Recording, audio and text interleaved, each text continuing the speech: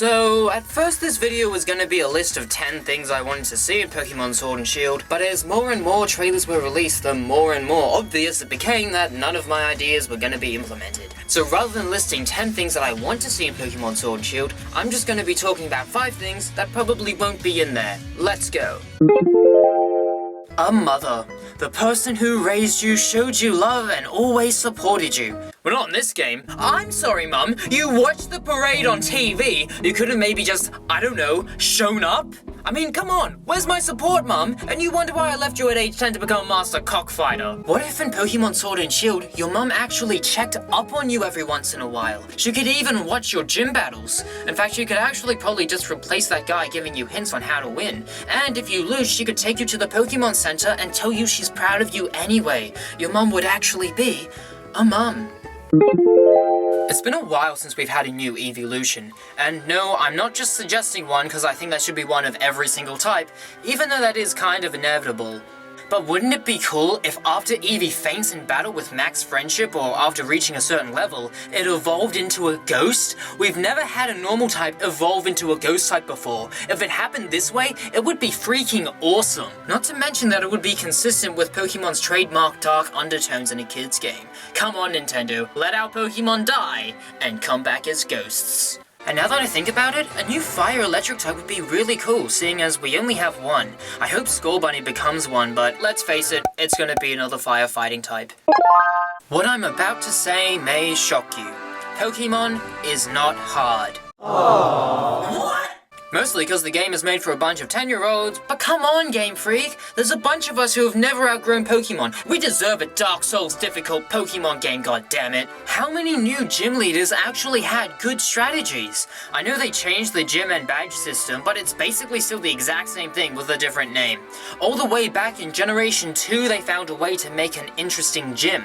Whitney, who at first seems to be even weaker than the people you battled before her, but she turns out to be really tough, especially if you don't know what's about to happen, which I didn't. Go, start a Pokemon abuse in every battle! Psh, ignore that, use Ice Fang! Wait, what? Why didn't it work? What? Croconaw! Why are we still here? Just to suffer? Every night, I can feel my leg, and my arm, even my fingers. The comrades I've lost won't stop hurting.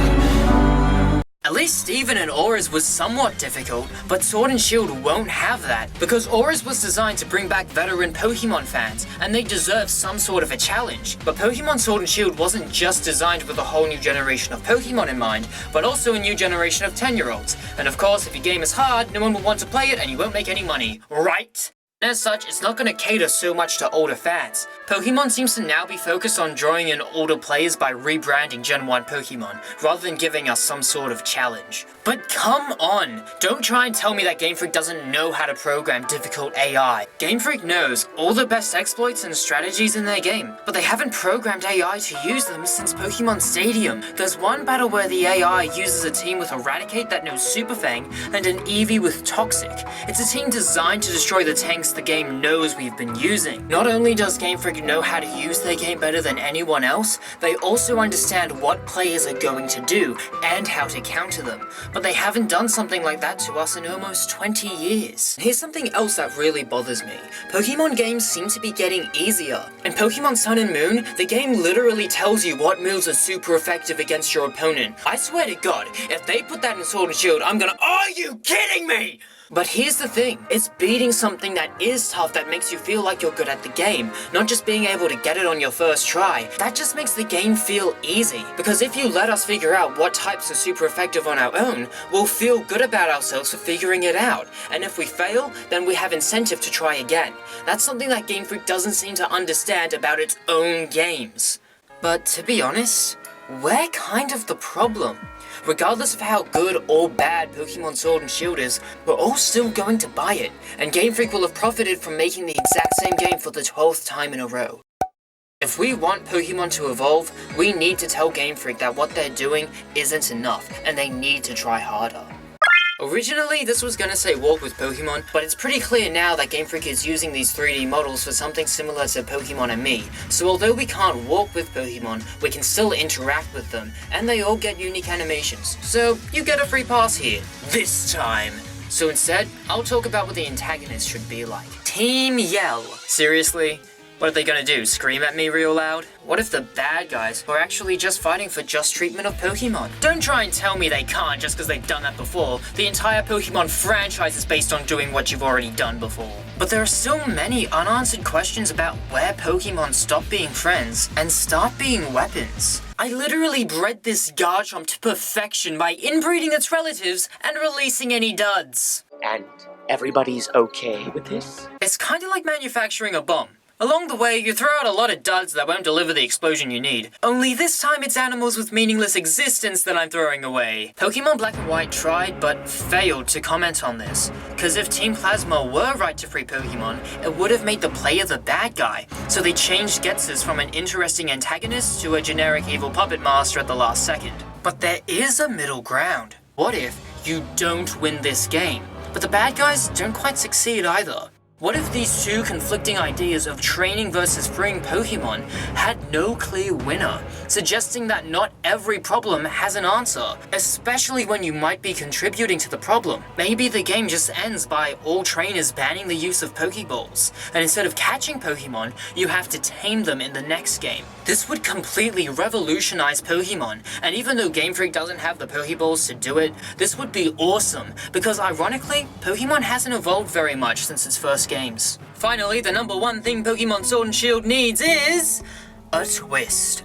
What if the mum who was so nice to you at the start of the game turns out to be in charge of the enemy corporation and begs you to join her? Your rival could even be swayed by this. Joining her causes your rival to refuse, but refusing causes your rival to join instead. Not only would this make both the team and your rival interesting, but it would also add a new depth to the Pokemon formula, allowing you to make decisions that influence the story. It would be a great way to help Sword and Shield stand out from the rest of the crowd, with not just a unique, but also memorable story. Because I probably couldn't tell you about the plot of 90% of the Pokemon games I've played with a gun to my head. NANI?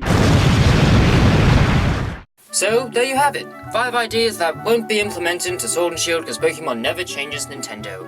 What? It's really interesting how much people will pay just to be reminded of something from their childhood. Maybe the reason we keep buying Pokemon games is because they remind us of how the original games made us feel. And the less Nintendo changes, the more it reminds us of a simpler time. Hell, the Disney remakes do the exact same thing. But I've had enough of the same old thing. So what if something reminds me of my childhood? That doesn't make it good. But if we want change, we have to fight for it. We can't complain about it but still buy it anyway. As long as companies can make money selling the exact same product by saying it's new, they will. So maybe we should try harder and only pay for innovation. That way Nintendo will try harder to bring us a whole new version of Pokemon. And besides, the nostalgia they're exploiting won't last forever. Wait, Banjo and Kazooie are coming to Smash? Shut up and take my money! I truly hate to be the giver of bad news, but this video is over. Aww. But don't worry, because all you have to do now is dislike, delete your comment, and unsubscribe! This whole opposite to everyone else approach really takes a lot out of me. Not to mention that every YouTuber thanks their audience, and if I keep this up, I won't be able to give you guys the gratitude you deserve. Maybe I could say the opposite of thank you, but keep the sincerity in the tone. Well then, I just want to say, stuff you. And also, click on another video. If you want to know where Breath of the Wild fits in the Zelda timeline, click right here. And if you want to know why I just told you to unsubscribe, click here. You can also follow me on Facebook and Twitter, link in description. See you next time. God damn it, I mean, see you never! Ugh.